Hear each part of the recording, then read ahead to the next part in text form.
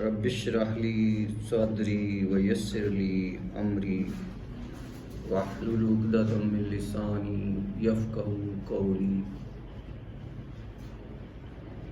سبحان ہے اس کی ذات جس جیسا کوئی بھی نہیں، بلکہ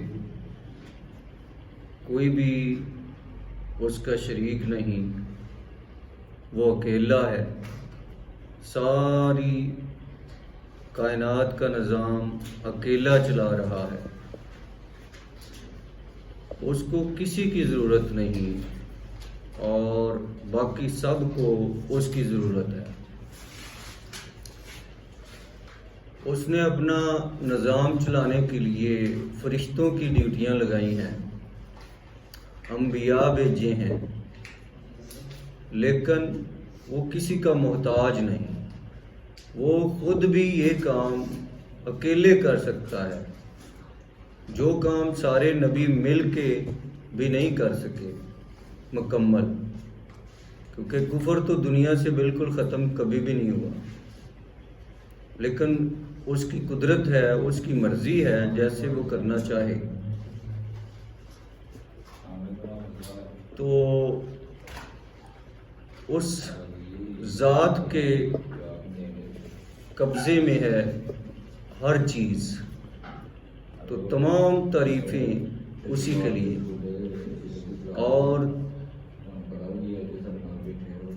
درود و سلام کی انتہا بارشیں نبی کریم صلی اللہ علیہ وسلم جو سرور انبیاء ہیں، آخری نبی ہیں، جو شافی محشر ہیں، جو ساقی کوثر ہیں، ان کی ذات بابرکات پر لاکھوں اربوں درود۔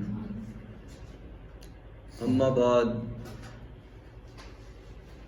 جب شیب ابی طالب میں مسلمانوں نے 3 سال گزارے اور پھر مکے میں واپس تشریف لائے، حضور صلی اللہ علیہ وسلم اپنے غلام اور آزاد کردہ غلام بیٹے حضرت زید بن حارث کے ساتھ طائف گئے، یہ پہلے بات ہو چکی ہے، وہاں سے مختصر کرتا ہوں، وہاں سے پھر ان کے ساتھ جو بدسلوکی ہوئی اس کے نتیجے میں واپس آئے۔ اب مکے کے باہر ہیں تو مکے کے اندر داخل ہونا چاہتے ہیں، تو حضرت زید بن ثابت کہتے ہیں کہ آپ مکے میں تشریف نہ لے جائیں، وہ آپ کو نہیں چھوڑیں گے۔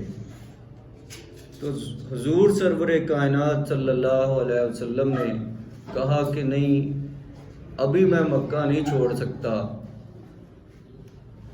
آپ سرکار صلی اللہ علیہ وسلم نے مختلف لوگوں کو پیغام بھجوائے کہ مجھے پناہ دی جائے، لیکن کسی نے پناہ نہ دی۔ بالآخر مطعم بن عدی جو ہے، اس نے آپ سرکار صلی اللہ علیہ وسلم کی جو بات ہے اس کو مانتے ہوئے آپ کو پناہ دی، آپ تشریف لائے۔ حضرت مطعم بن عدی جو ہیں، انہوں نے اعلان کروا دیا کہ محمد صلی اللہ علیہ وسلم میری پناہ میں ہے، انہیں کوئی نقصان نہ پہنچائے، اگر ان کو کسی نے نقصان پہنچایا تو پھر میری اور میرے قبیلے کی ان کے ساتھ جنگ ہو۔ اور وہ جو پناہ دیتا تھا، ان کا دستور تھا کہ وہ پھر اس کی پاسداری کرتے تھے۔ ایون کہ ابو جہل بھی آیا اور جب مطعم بن عدی نے کہا کہ میں نے انہیں پناہ دی ہے، تو اس نے صرف ایک سوال کیا کہ کیا تم مسلمان ہو گئے ہو، ان کے ساتھی بن گئے ہو؟ انہوں نے کہا نہیں، میں نے صرف پناہ دی ہے۔ اس پر وہ چلا گیا۔ تو رسول کریم صلی اللہ علیہ وسلم نے اپنا پیغام پھیلانا جاری رکھا، اور جتنے بھی لوگ، مکہ ایک ایسا شہر تھا کہ وہاں قافلے آتے جاتے رہتے تھے، کوئی تجارت کی غرض سے، کوئی کعبہ اللہ کی زیارت کے لیے، تو آپ ان سے ملتے اور ان کو اپنی دعوت پیش کرتے، لیکن مکہ والوں کی عداوت کی وجہ سے کوئی بھی خاطر خواہ فائدہ نہیں ہو رہا تھا، وہ پہلے ہی ان کو بادزن کر دیتے تھے کہ یہ اس طرح کا نعوذ باللہ پاگل سا انسان ہے، اس کی بات نہیں سننی، ایسے ہی کہتا رہتا ہے۔ وعلیکم السلام۔ اور نہ اپنے اس کی باتوں میں ویسے بڑا جادو ہے، اور یعنی وہ لوگوں کو ان سے متنفر کرتے تھے اور دور رکھنے کی کوشش کرتے تھے تاکہ کوئی ان کی بات نہ سن لے، جیسے آج کل ابھی بھی ایسے ہی ہو رہا ہے۔ یعنی ہمارے جو اہل سنت ہیں وہ کہتے ہیں کہ وہابیوں کی بات نہیں سننی، ٹھیک ہے، وہابی بھی شاید یہ کہتے ہوں گے اپنے لوگوں کو کہ ان بریلویوں کی بات نہیں سننی، تو یہ سنت ہے کافروں کی۔ یہ جو ایک باشعور انسان ہے، سب کو اللہ تعالیٰ نے عقل دی ہے، تو وہ بات سن کے تو سمجھ سکتا ہے کہ یہ میں نے اس کو قبول کرنا ہے نہیں کرنا، وہ کسی سے مشورہ کر سکتا ہے، اگر وہ اس کو کوئی تذبذب ہے پوچھ سکتا ہے اور نتیجہ نکال سکتا ہے، اللہ تعالیٰ نے سب کو دماغ دیا۔ تو یہ عام طور پر ایسی باتیں وہ لوگ کرتے ہیں جو کمزور ہوتے ہیں، جن کو ڈر ہوتا ہے کہ فلاں کی بات اگر انہوں نے سن لی تو یہ ہماری نہیں سنے گا، یا ہمارا دین چھوڑ دے گا، یا ہمارا موقف جو ہے اس کو چھوڑ دے گا، یا وہ جھوٹے ہوتے ہیں اپنے دعوے میں، اور وہ یہ حربہ استعمال کرتے ہیں کہ کوئی دوسرے کی بات سنے ہی نہ، اور یہ حربہ جو ہے انتہائی کامیاب رہا ہے برصغیر کے اندر، کہ ان مولویوں نے 1200 سال تک قرآن پاک کا ترجمہ نہیں کیا۔ یہ ہم کہتے تو ہیں نا ہمارے بزرگ فلانے فلانے اچھے ہیں، ہم ان کو برا نہیں کہہ رہے، اپنے تو کوشش کرتے رہے، انہوں نے 100 کتابیں لکھ دی ہیں، صوفی بزرگ گزرے ہیں، کسی کی 100 کتابیں ہیں، کسی کی 500 کتابیں ہیں برصغیر کے۔ البتہ وہ برصغیر کے نہیں تھے، باہر سے آئے تھے، کچھ یہاں کے ہیں، کچھ باہر سے آئے تھے، جیسے داتا علی حجویری ہیں، باہر سے آئے تھے، تو یہاں انہوں نے اسلام کی تبلیغ کی، بہت زیادہ کتابیں لکھی، لیکن قرآن کا ترجمہ بہتر اچھا کام یہ تھا کہ اس سے بہتر کیا کام ہو سکتا ہے کہ وہ قرآن کا ترجمہ کرتے مقامی زبان کے اندر تاکہ یہاں کے لوگ اس کو سمجھ سکتے۔ تو اندازہ لگائے 1200 سال تک انہوں نے قرآن کا ترجمہ نہیں کیا۔ پہلا ترجمہ حضرت شاہ ولی اللہ نے کیا ہے 1800 تو سم تھنگ میں، انہوں نے حضرت شاہ ولی اللہ دہلوی دہلی کے تھے، انہوں نے پہلا ترجمہ کیا تھا، اور وہ بھی فارسی میں کیا تھا۔ اس وقت یہاں پہ فارسی کا راج تھا، اعلیٰ زبان دفتری زبان وہی تھی، جیسے آج کل یہاں انگریزی سمجھی جاتی ہے، تو اس لیے انہوں نے فارسی میں ترجمہ کیا تھا۔ اس کے بعد ان کے بیٹے جو ہیں انہوں نے اردو میں ترجمہ کیا تھا، شاہ رفیع الدین، اور دوسرے ان کے بیٹے تھے شاہ عبد القادر۔ انہوں نے، ایک بیٹے نے لفظی ترجمہ کیا اور ایک بیٹے نے بامحاورہ ترجمہ کیا، اور ان علماء نے ان پر فتوے لگائے کہ تو آپ لوگوں نے ترجمہ کیوں کیا؟ شاہ ولی اللہ کو سارے سنی مانتے ہیں، حضرت شاہ ولی اللہ دہلوی کو وہ ایسی شخصیت ہیں انہیں سارے فرقے مانتے، لیکن ان کے جو بیٹے ہیں انہوں نے جب اردو میں ترجمہ کیا تو ان کے بلکہ شاہ ولی اللہ کے خلاف بھی کئی لوگوں نے جو ہے وہ انفرادی طور پر باتیں کی کہ یار یہ اچھا کام نہیں کیا انہوں نے، قرآن کا ترجمہ کر دیا، حالانکہ یہ اچھی چیز ہے۔ تو وہ اس کو سمجھ رہے تھے کہ یہ کوئی صحیح بات نہیں ہے، اس کو حرام جیسے کہتے ہیں حرام سمجھتے تھے قرآن کا ترجمہ کرنے کو۔ بھائی ترجمے کے بغیر آپ کسی چیز کو سمجھ ہی نہیں سکتے۔ تو انہوں نے ترجمہ کیا، تنقید ہوئی، لیکن ان کی شخصیت ایسی ہے کہ سارے ان کو مانتے ہیں، کوئی بھی کنڈم نہیں کرتا کہ یہ۔ بعض بزرگوں کے متعلق یہ خیال ہوتا ہے کہ یہ سنی ہے، 100 سال 200 سال 300 سال کے بزرگ ہیں پچھلے، وہ عالم گزرے ہیں، بڑے اعلیٰ جو ہیں وہ انہوں نے کام کیے ہیں، تو ان کے متعلق کئی کہتے ہیں یہ تو وہابی تھے، تو دوسرے جو ہیں وہ کہہ دیتے ہیں یہ تو سنی عالم تھا۔ لیکن شاہ ولی اللہ دہلوی جو ہیں ان کے متعلق تقریباً یہ ہے کہ وہ سب ان کو رسپیکٹ دیتے ہیں اور ان کو مانتے ہیں۔ اس میں بھی چند لوگ ہیں جو ان پہ تنقید کرتے ہیں، لیکن ان کے جو بیٹے تھے انہوں نے جب اردو میں ترجمہ کیا نا، اردو جو ہے وہ عام لوگوں کی زبان تھی، فارسی خاص زبان تھی، اعلیٰ تھی، قومی تھی، لیکن عام لوگ اس کو نہیں سمجھتے تھے۔ جیسے آج کل انگریزی ہے نا، اعلیٰ تو یہی سمجھی جاتی ہے، ہماری دفتری زبان انگریزی ہے، تو عام لوگ تو نہیں سمجھتے انگریزی، ٹھیک ہے نا، لیکن اردو ایسی زبان تھی کہ جسے سارے لوگ سمجھتے تھے۔ جب انہوں نے اردو میں ترجمہ کیا تو سارے علماء جو ہے انہوں نے مخالفت کر دی، ان کو جو ہے وہ بڑی تکالیف اٹھانی پڑی اس سلسلے میں، ان کے اوپر تنقید ہوئی، ان کو برا بھلا کہا گیا۔ اتنا بڑا کام اور ریوارڈ دیکھیں، تو یہ چیز شروع سے ہی آ رہی ہے۔ بھئی اس کا کیا مقصد ہے کہ آپ کا کام ہے تبلیغ کرنا، لوگوں تک اللہ اور اس کے رسول صلی اللہ علیہ وسلم کی بات کو پہنچانا،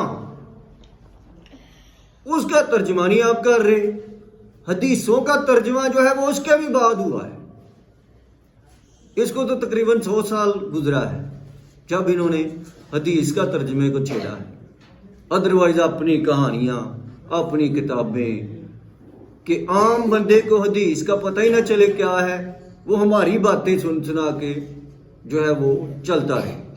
تو یہی وجہ ہے کہ اس سے اسلام کو نقصان پہنچا اور فرقہ پرستی جو ہے وہ عام ہوئی۔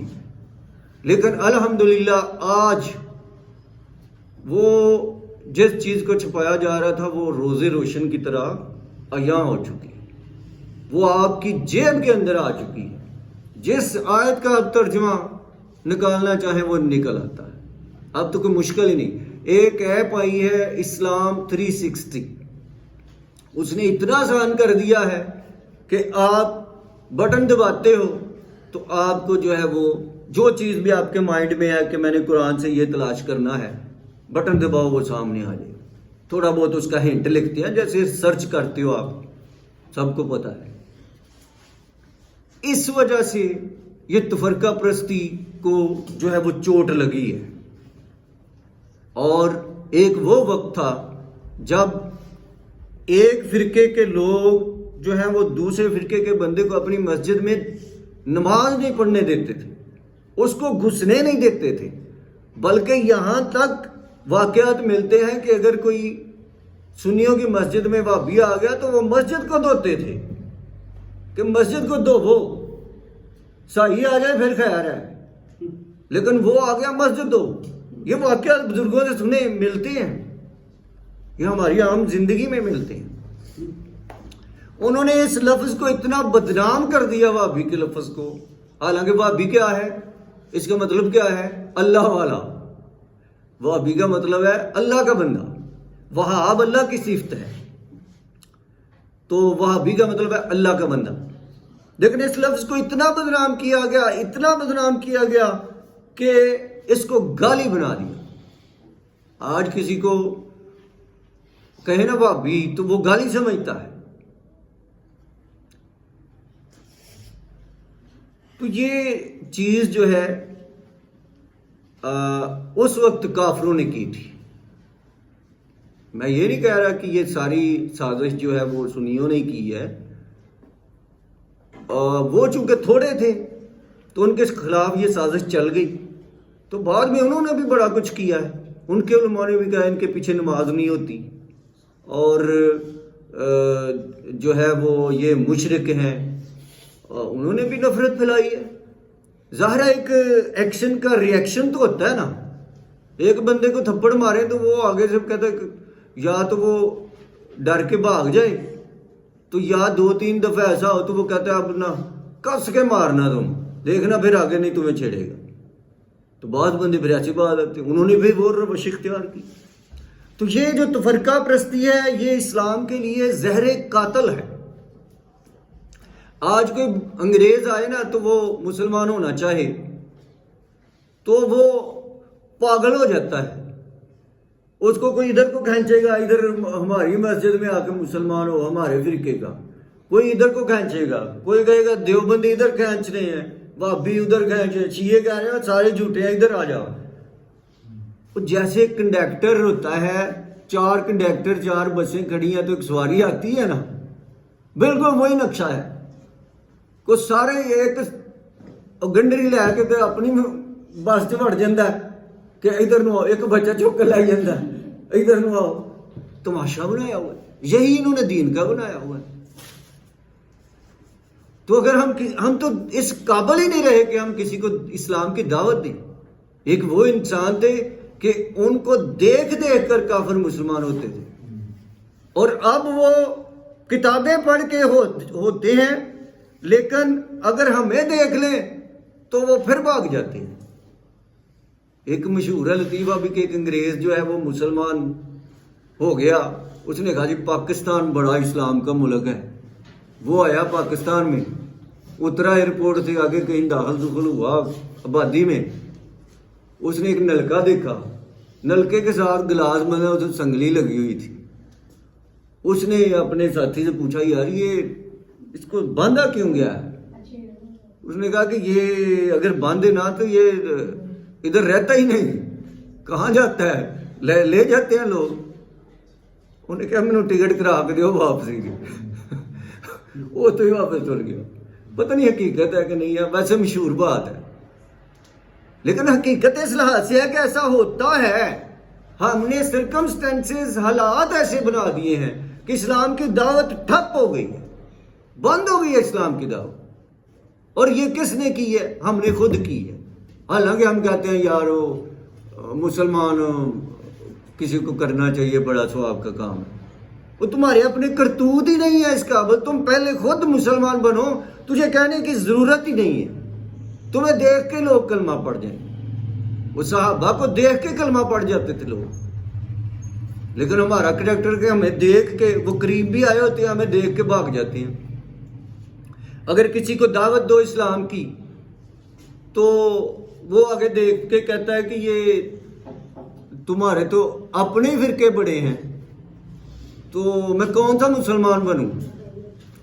وہ ایک طرف جائے گا، انہوں نے کہنا وہ دوجے کافر نہیں، وہ نہیں مانتے قرآن شریف نو، انہوں نے ہمیں ٹسل ڈایا تے ادھر صحیح اسلام ساڈا ہے۔ ادھر جائے گا پھر کے ادھر دماغ خراب ہو جانا، خسما رو کہو تھی۔ اس لیے ڈاکٹر ذاکر نائک کہتا تھا کہ کسی مسلمان کو نہ دیکھو، خدا کے لیے کسی مسلمان کو دیکھنا نہ، کتابیں بس پڑھنا۔ مسلمانوں کو دیکھنا، اس کو سوال کرتے تھے انگریز غیر مسلم کہ جی وہ ہمارے محلے میں مسلمان ہے، وہ تو سگریٹ پیتا ہے، وہ فلانا جو ہے وہ اس طرح کرتے ہیں، وہ پیٹتے ہیں شیعہ ہمارے، اس کا بتائیں۔ وہ کہتا مجھے بھی نہ دیکھو۔ یہ ہوتی ہے بڑے لوگوں کی بات۔ کہتا مجھے مت دیکھو، قرآن کو دیکھو، حدیث کو دیکھو، جو اس پہ عمل کرتا ہے وہ ہے مسلمان. اور یہ 100% بات ان کی درست ہے. وہ کہتا ہے مسلمان کو نہ دیکھو، اسلام کو دیکھو، ان کی بکس کو دیکھو، بکش مسلمان بنو. یہ سن سنا کے مسلمان نہ بنو، بکش مسلمان بنو، کتابوں والا مسلمان بنو. تو اس طرح سے یہ آج بھی ہے. بہرحال آپ سرکار صلی اللہ علیہ وسلم نے تبلیغ جاری رکھی تو آپ کی یہ بات جو ہے وہ دور دور تک پھیل چکی تھی کہ ایک آدمی ہے جو نبوت کا دعویٰ کرتا ہے. حالانکہ لوگ اکثر مانتے نہیں تھے لیکن بات پہنچ چکی تھی. تو ایک حضرت ابو ذر غفاری رضی اللہ تعالیٰ عنہ مدینے کے نوائی علاقے میں رہتے تھے. انہوں نے جب یہ بات سنی تو جو سمجھدار لوگ تھے وہ کہتے تھے کہ بات تو سنتے ہیں، جا کے پتہ لگاتے ہیں کہ یہ بات انہیں پتا تھا کہ نبی ہوتے ہیں، اللہ نبی بھیجتا ہے. اور یہودیوں نے مشہور کیا ہوا تھا کہ ایک نبی آنے والا ہے آخری، ان کی کتابوں میں تھا نا. تو وہ کہتے تھے جب مسلمانوں سے یا کسی سے بھی لڑتے تھے نا تو مار کھاتے تھے. تو پھر آخر میں پتہ کیا کہتے تھے؟ ہمارا نبی آنے والا ہے، جب وہ آئے گا تو ہم تمہیں تباہ و برباد کر دیں، آخری نبی آنے والا ہے، وہ کہتے تھے. حالانکہ بعد میں مانا انہوں نے نہیں. سب سے زیادہ مخالفت اور منافقت انہوں نے کی ہے، اس کی بھی میں وجہ بتاؤں. بہرحال انہیں پتا تھا، وہ انتظار کر رہے تھے. تو یہ بات تو مشہور ہو چکی تھی. حضرت ابو ذر غفاری مدینہ کے نوائی علاقے میں رہتے تھے. آپ نے سمجھدار لوگ تھے، انہوں نے اپنے بھائی کو بھیجا جاؤ پتہ کر کے آؤ وہ کیسے بندے ہیں. بھائی گئے، انہوں نے آ کے مکے سے پتہ شتہ کیا، لوگوں سے ملے تو باتیں رسول کریم صلی اللہ علیہ وسلم کی سنی اور واپس چلے گئے. اور جا کے انہوں نے بتایا کہ میں نے اس بندے کے متعلق جو ہے وہ مجھے اچھے لگے ہیں، ان کی دعوت اچھی ہے، ان کا کلام بڑا خوبصورت ہے، بڑا ہی چاشنی والا ہے، اور اس سے پہلے میں نے وہ کلام کسی شاعر کا نہیں سنا. وہ شاعرانہ دور تھا، بہت بڑے بڑے شاعر تھے، تو شاعری کے دل دادا تھے، وہ سنتے تھے، محفلیں لگتی تھیں، تو شاعروں کی بڑی مشہوری تھی. تو وہ قرآن کو اشعار سمجھتے تھے.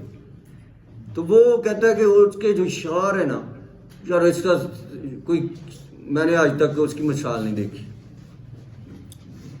لیکن وہاں کے لوگ جو ہیں نا ان کی گواہی یہ ہے کہ یہ بندہ نہیں صحیح.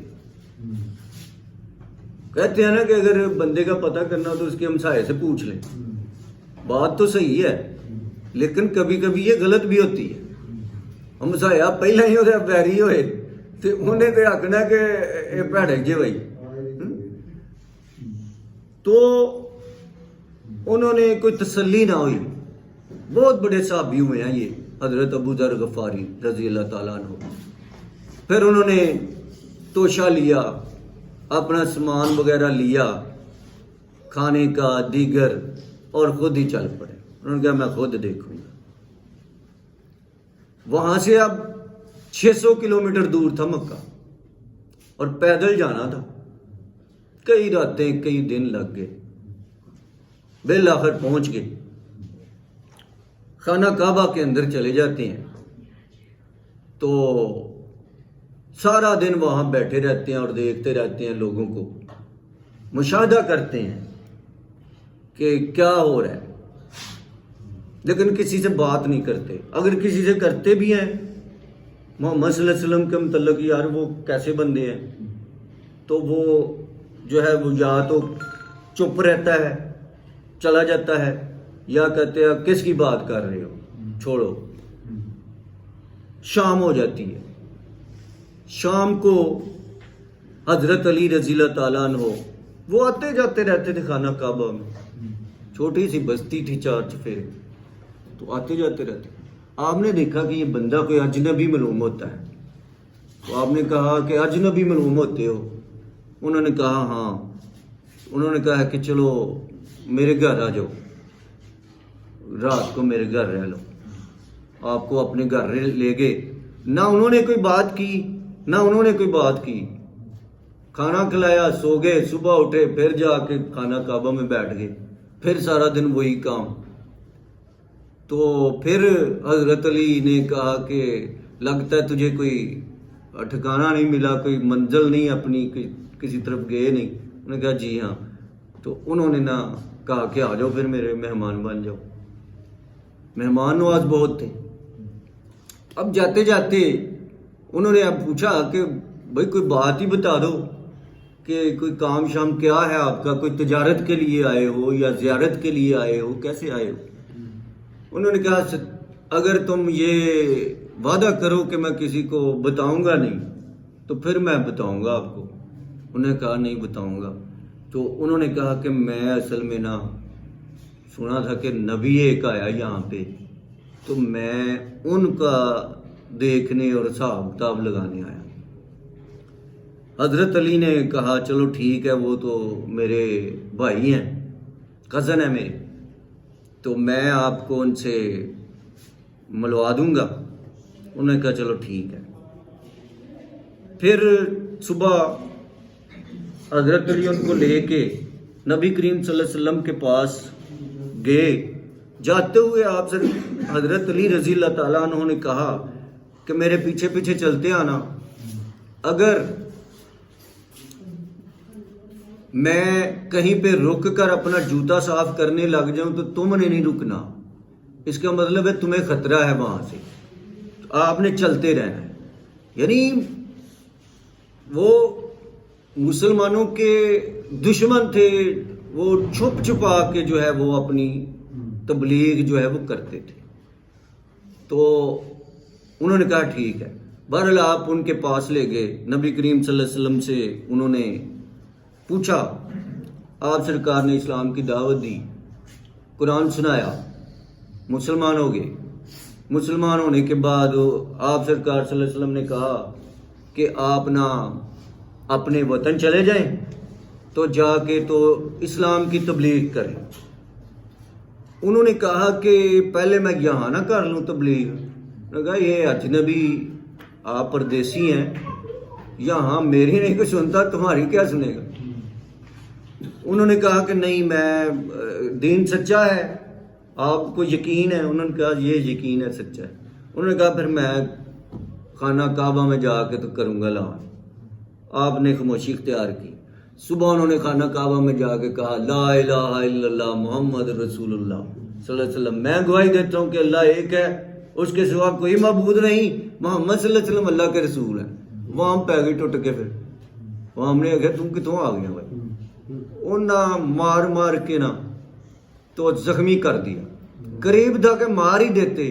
حضرت عباس رضی اللہ تعالیٰ عنہ نے دوڑ کر چھڑایا اور انہوں نے کہا تمہیں پتہ نہیں چلتا یہ غفار قبیلے کا ہے، ادھر سے تمہاری تجارت ہوتی ہے، وہاں سے تمہارے تجارتی قافلے گزرتے ہیں، تو تمہاری تو تجارت بند ہو جانی ہے، چھوڑ دو اس کو.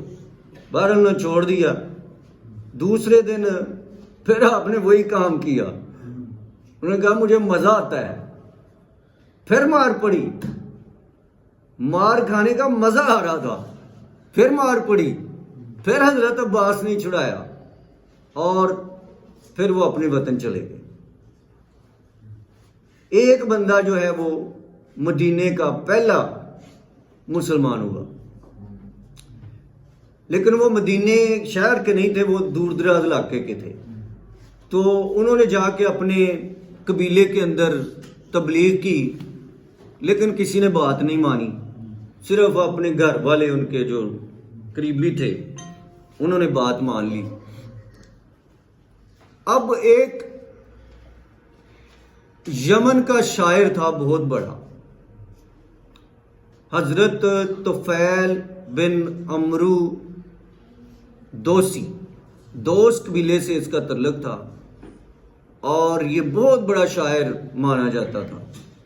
یہ مکے آیا تو سارے سردار اکٹھے ہو کے انہوں نے استقبال کیا اور جو انہوں نے شرلی چھوڑنی ہوتی تھی وہ چھوڑی کہ یار یہاں ہماری قوم میں ایک بندہ آ گیا ہے محمد صلی اللہ علیہ وسلم، تو وہ اس طرح کر رہا ہے، ہمارے دین کو برا کہہ رہا ہے، ہمارے جو والدین تھے، بزرگ تھے، دادے پردادے تھے، وہ سارے کوئی پاگل ہی تھے، جہنمی تھے، وہ کہتا ہے دوزخ میں جانے ہیں. تو ہمیں تو یہ گل پسند نہیں، تو تم نہ اس سے بچ کے رہنا، کہیں تیرا قبیلہ بھی اور تو بھی نہ گمراہ ہو جائے. انہیں ساڈے بندے نال بندہ نہیں رہن دیتا، ماں نو پتر دا دشمن بنا ہڑیا ہے، بھرا نو بھرا دا بنا ہڑیا ہے اور تباہی کر دیتی ہے ساڈے قبیلے کی. اسی تو بڑے متحد ساں. انہاں کیا اچھا، تو شاعر جو ہوتا ہے وہ ظاہر ہے اس کا ایک ویژن ہوتا ہے، ایک اس کی نظر ہوتی ہے، تھوڑا اس کا دماغ جو ہے وہ تھوڑا بلند ہوتا ہے. لیکن انہوں نے اتنا اسے کہا کہ انہوں نے کانوں کے اندر جو ہے نا وہ روئی ڈال لی اور خانہ کعبہ کے اندر جو ہے وہ چلے گئے. خانہ کعبہ کے اندر آپ سرکار صلی اللہ علیہ وسلم اکثر جاتے تھے اور بندوں کو پاس جا کے پکڑ کے تو ان کو کہتے تھے کہ یہ میری دعوت ہے، مان لو، یہ میری دعوت ہے. آج کل کے ہمارے جو پیشوا ہیں، رہنما ہیں، ان کے پاس ہم جائیں وہ نہیں ملتے. تو سرکار مدینہ خود جو ہے وہ لوگوں کے پاس جا کے اور ان سے یہ کہتے کہ اسلام یہ سچا دین ہے، مجھے اللہ نے بھیجا ہے، یہ دعوت قبول کرو، بتوں کی پوجا چھوڑ دو. آپ کبھی کوئی کٹھے ہوتے لوگ تو آپ خود ہی جا کے تو واز شروع کر دیتے. تو بعض کا تو وہ اٹھ کے چلے جاتے، بعض کا جو ہے وہ مارنے لگ جاتے، لان تان کرنے نعوذ باللہ شروع ہو جاتے. بعض کا کوئی اجنبی قبیلہ ہوتا تو وہ سننے بھی لگ جاتا. تو کافر آتے تو وہ پھر ان کو کہتے کہ نہ سنو اس کی باتیں وغیرہ وغیرہ. تو آپ سرکار باتیں ایسے سنا رہے ہیں، واز کر رہے ہیں. تو دوسی جو ہے نا، تو فیل بن عمرو دوسی جو ہے اس نے اپنے کانوں میں نا روئی ڈالی ہوئی تھی، لیکن وہ کہتے ہیں کہ پھر بھی تھوڑی بہت مجھے آواز آئی. پھر میں نے نا اگلے دن غور کیا، میں نے کہا یار تو پاگل تو نہیں ہو گیا اپنے آپ سے مخاطب ہو کے؟ میں اتنا بڑا شاعر ہوں، اتنی دنیا مجھے مانتی ہے، اتنی میں نے کتابیں لکھی ہیں، تو مجھے کیا ہونے لگا ہے؟ میں ان سے بات کرتا ہوں. انہیں روح کٹ کے پناہ سٹیا، نبی کریم صلی اللہ علیہ وسلم دے کول چلے گئے. کیا کہ تواڈے کول کی ہے، کیڑی دعوت دیندے ہو؟ رسول کریم صلی اللہ علیہ وسلم نے کہا کہ تو بہت بڑا شاعر ہے، تو تیرے پاس کیا ہے، تو کوئی سنا ہاں کلام. اس نے کلام سنایا، آپ صلی اللہ علیہ وسلم نے تعریف کی. آپ نے کہا کہ بڑا اچھا لکھتے ہو، بڑی اچھی تمہاری گفتگو ہے. بیٹا پیچھے بیٹھ جاؤ نا، بڑی اچھی تمہاری گفتگو ہے، لیکن میرے پاس اس سے بھی ایک اچھا کلام ہے. اس نے کہا چلیں آپ سنائیں. جب نبی کریم صلی اللہ علیہ وسلم نے قرآن پڑھا، قرآن میں بڑا اثر ہے، قرآن کی بڑی تاثیر ہے، اور پھر نبوت کی زبان سے نکلے تو تاثیر اور بڑھ جاتی ہے. جتنا بندہ نیک ہوگا، جتنا وہ اللہ کے قریب ہوگا، جب اس سے قرآن، اس کے منہ سے قرآن نکلے گا تو اس کا لطف ہی کچھ اور ہوگا، وہ اثر کرے گا. تو زبان نبوت سے جب قرآن پڑھا جاتا تھا تو جس پہ مور نہیں نہ لگی ہوتی تھی وہ کھنچ جاتا تھا پھر قرآن کی طرف. تو جب آپ نے قرآن پڑھا تو دوشی نے بلند آواز سے کلمہ پڑھا اور کہا کہ میں آپ کا غلام ہوں. دوشی جب مسلمان ہوا تو وہ رسول کریم صلی اللہ علیہ وسلم یہی کہتے تھے کہ اب اپنے علاقے چلے جاؤ, وہاں جا کے تو دوسرے لوگوں کو جو ہے وہ دعوت دو. اب وہ چلے گئے. اسی طرح سے جو ہے وہ ٹائم گزرتا گیا. اور بھی مختلف لوگوں کے واقعات ہیں کہ جن میں سے اکثر لوگ جو ہیں جو سمجھدار ہوتے تھے وہ رسول کریم صلی اللہ علیہ وسلم کی تبلیغ پہ لبیک کہتے تھے, پھر اپنے علاقوں میں چلے جاتے تھے. تو دور دور علاقوں میں بھی مسلمانوں کی نمائندگی جو ہے وہ بڑھنے لگی. مکے کے اندر تو بڑھ رہی تھی, دور دور علاقوں میں بھی. اب وہ اسلام کا ٹرننگ پوائنٹ جو ہے نا وہ آتا ہے.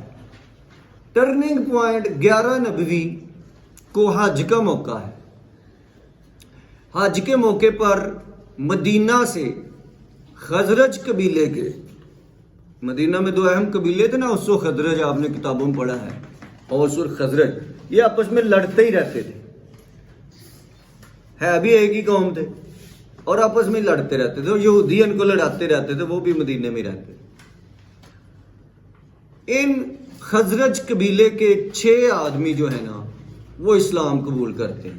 یہ تھا اسلام کا ٹرننگ پوائنٹ.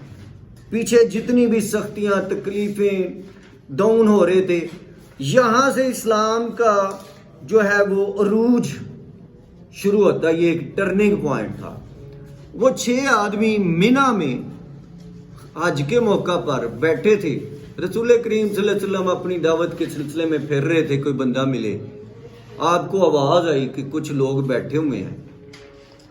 ٹائم بتائیے گا. 5 منٹ اور گا لیتے ہیں تو یہ بات مکمل کر لوں میں. وہ آپ سرکار صلی اللہ علیہ وسلم ان کے پاس چلے گئے اپنے دوست اور بیٹے زید بن حارث کے ساتھ. تو آپ سرکار صلی اللہ علیہ وسلم نے کہا بھئی کیا باتیں ہو رہی ہیں؟ تو انہوں نے کہا کہ ایسے ایسے ہم کچھ گفتگو کر رہے ہیں. کہاں سے آئے ہیں؟ جی یہ مدینے سے آئے ہیں. آپ نے کہا کہ میں تمہیں کچھ بات سنانا چاہتا ہوں. انہوں نے کہا سنائیے. بیٹھ گئے. اب آپ سرکار صلی اللہ علیہ وسلم نے پھر اپنی خوبصورت زبان سے قرآن پڑھا اور دعوت دی. تو وہاں کے یہودیوں سے, مدینے کے یہودیوں سے انہوں نے سنا ہوا تھا کہ ایک نبی آنے والا ہے. ان کو پہلے خبر تھی. اب انہوں نے کہا, آپس میں سوچا کہ یہ تو وہی نبی ہے. تو وہ ہمیں تانے دیا کرتے ہیں کہ جب وہ آئے گا تو ہم تمہاری گردنیں کاٹیں گے, تو کیوں نہ ہم ان سے پہلے ان کی جو ہے وہ دین قبول کر لیں. انہوں نے دین قبول کر لیا. ان اشخاص میں حضرت سعد بن زرارہ رضی اللہ تعالیٰ عنہ, حضرت رافع بن مالک, حضرت عوف بن ثابت, حضرت عتبہ بن عامر, عقبہ بن عامر اور حارث بن عبداللہ رضی اللہ تعالیٰ عنہم شامل تھے. یہ پھر 6 آدمی جو ہیں انہوں نے پھر اسلام کی تبلیغ شروع کیا مدینے کے اندر. اور مدینے کے اندر پھر اگلے حج کے موقع پر یہ ایک بڑی جماعت لے کر آئے ہیں. اور اس وقت انہوں نے پھر دعوت دی تھی کہ آپ یہاں تنگ ہیں تو آپ ہمارے پاس آ جائیں. پھر وہاں جاتے ہیں تو پھر جو ہے وہ اسلام تیزی سے ترقی کرنے لگتا ہے اور جو ہے حکمرانی بھی ہوتی ہے. تو یہ سارے واقعات انشاءاللہ العزیز اگلے درس میں سنائیں گے. آج جو ہے ہم اسی پر اکتفا کرتے ہیں.